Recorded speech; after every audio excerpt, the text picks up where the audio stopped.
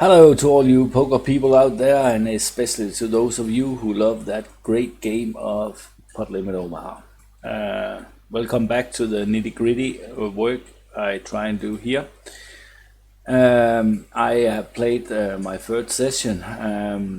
I played 1,000 hands. I try and get like 1,000 hands in every day, so it will be like 7,000-ish hands per week, and with a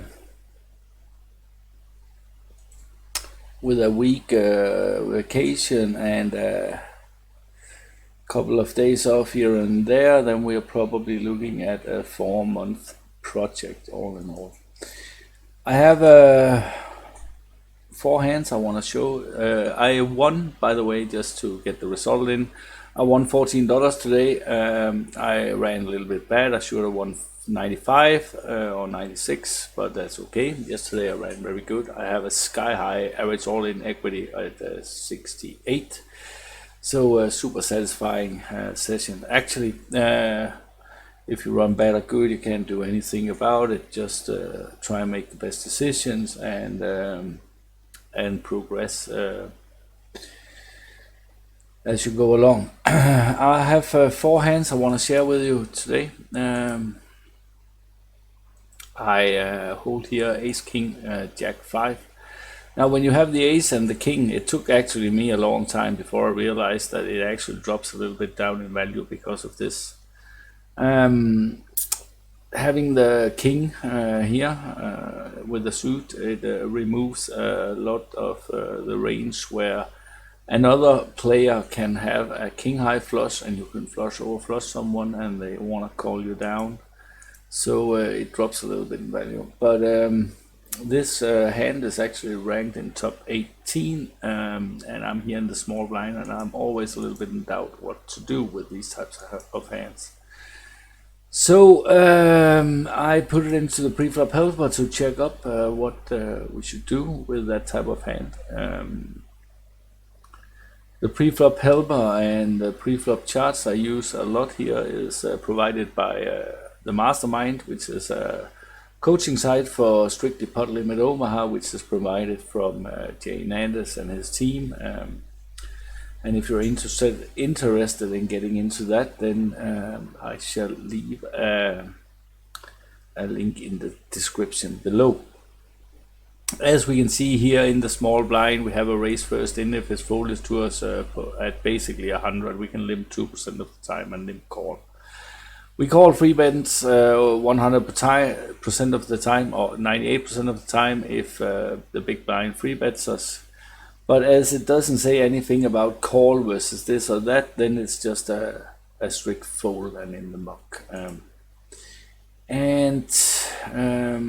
As you can see, I went ahead and folded it, so that was lucky for me. The second hand I want to share with you people is a hand where I free bet in position. We have here under the gun that opens with a single suited kings with some connectivity, semi-strong kings. It's folded to us and I go ahead and free bet. This hand is ranked in top 31, and let's just check up if that is allowed to free bet here. If it's folded to us on the button, we raise first in 100% of the time versus early position and no callers, then we can actually free bet this hand 60% of the time, and we can call with it 40% of the time. So it is actually an a-okay free bet. Of course, small blind comes along with king, queen, queen, 8 single suited. In these stakes, you should play small blind very snug, more or less like a free bet or fold spot. But now they don't play that way, everyone. So he comes along here, and we go to the flop because the gun calls also. So I flop a gut shot, backdoor flush draw, and middle pair. Small blind checks, under the gun checks, and I have no reasons to bet here. I just take the benefit of being in position and take a free card to try and improve my hand. Jack comes along. I turn a straight draw now, and small blind has now a gut shot. And under the gun still have the best hand with a straight draw and an overpair. Small blind decides to lead for a little under half pot. Under the gun calls, and I obviously call with my straight draw here. On the river, I river 2 pair, but the flush comes in. So small blind checks, and under the gun checks, and I'm lucky enough to be able to check a hand like this down, and I win a nice pot of 83 big blinds. So nice little pot there.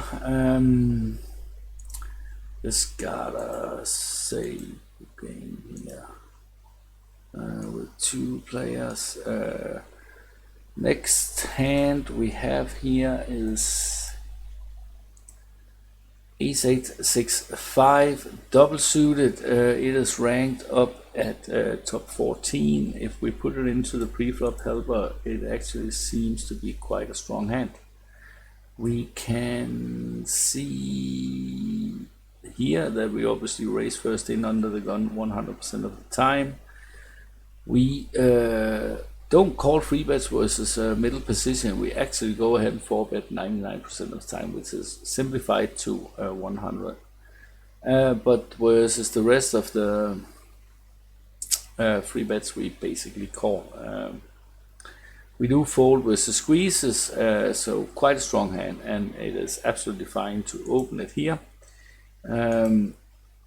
We have a short stagger here, so button calls, big blind, small blind folds, and the short stagger elects to go ahead and call with a hand he should free bet with every day, all day. So I would like to put this hand into poker juice.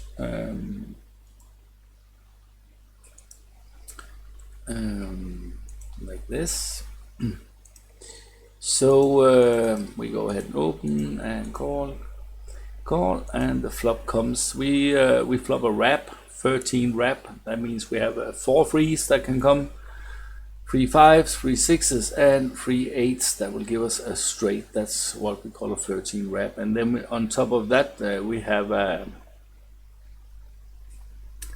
flush draw. We even have a straight flush draw to go with it. So if someone else should have a better flush draw, then we actually can make a straight flush.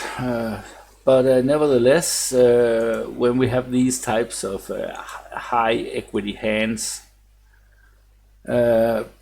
c-betting on a flop is very often very equity driven or driven by blockers. And when we have this high type of equity hand and we have no showdown value, we go ahead and bet, and I go ahead and pot it. Obviously happy to see people fold. Button do go ahead and fold, but big blind sticks along and calls.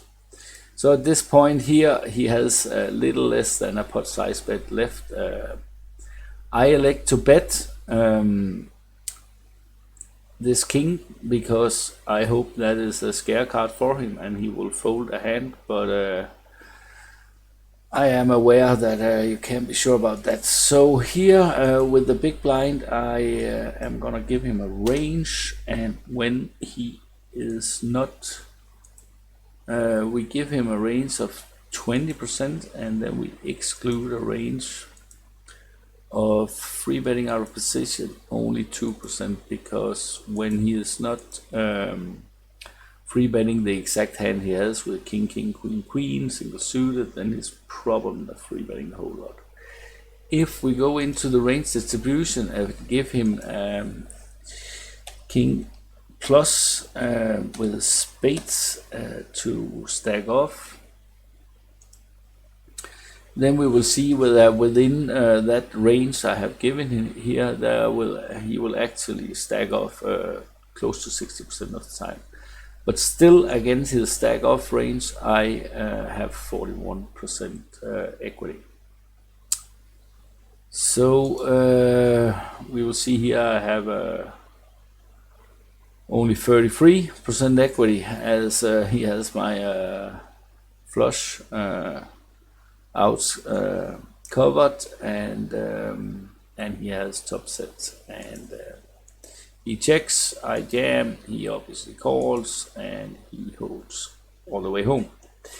So that's fine with that. Then the last hand I want to show you is this hand here. We hold Ace Jack 10 deuce single suited. It is a hand that's ranked in top 17% of all hands. We're in the big blind. It's folded to the button. Button opens for pot, small blind folds, and we have to figure out what to do with this type of hand. I have put it into the preflop helper as always, and we will see here that if it was a small blind that open, we should free bet 99, basically 100% of the time. But versus a button open, we are calling here 100% of the time. So just gonna move this one away, and this is what I'm doing. So it seems like the work I put in start to give me better preflop decisions.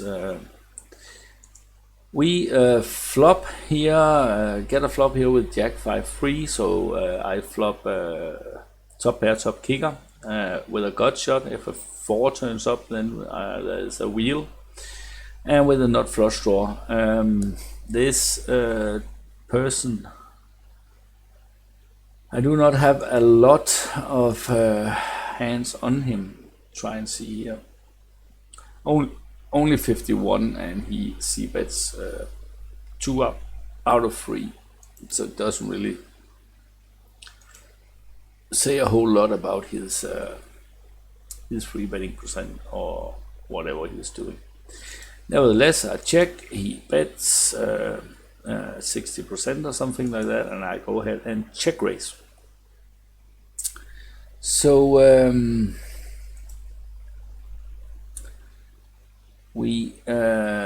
I would like to put this hand into pokerjuice too.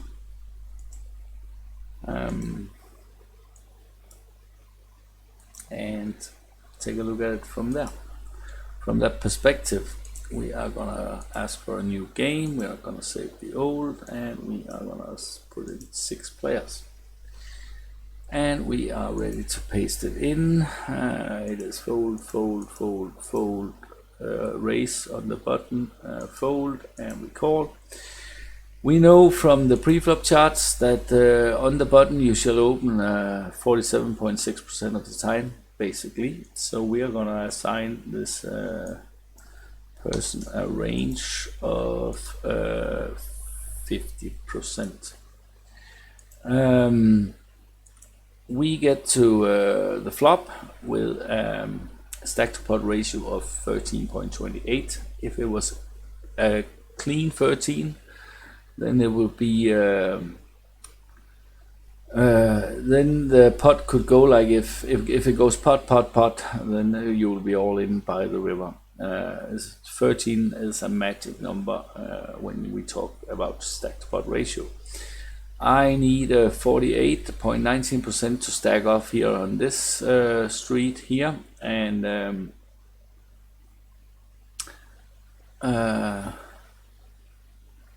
the same on the next street. So if we go to the range distribution, and I think if this guy, he should not bet bottom 2 pair, for example.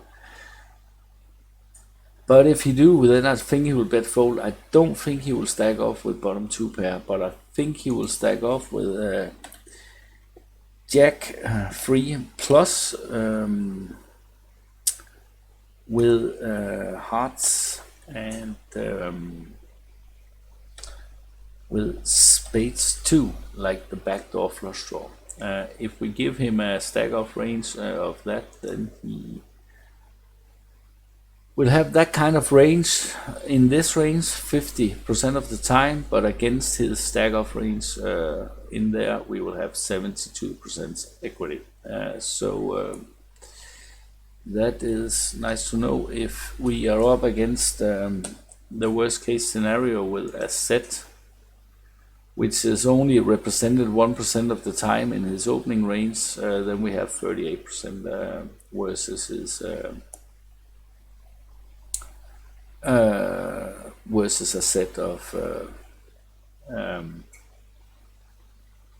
fives. So I'm not sure if it is correct to put this type of equity-driven hand into the check raising range, but at least that was what I do. I check, he bets, and I check raise, and he calls on the turn. I am out here on, what shall I say? I started this party, and I am gonna bet call if he jams the turn. So I pot it, and he folds.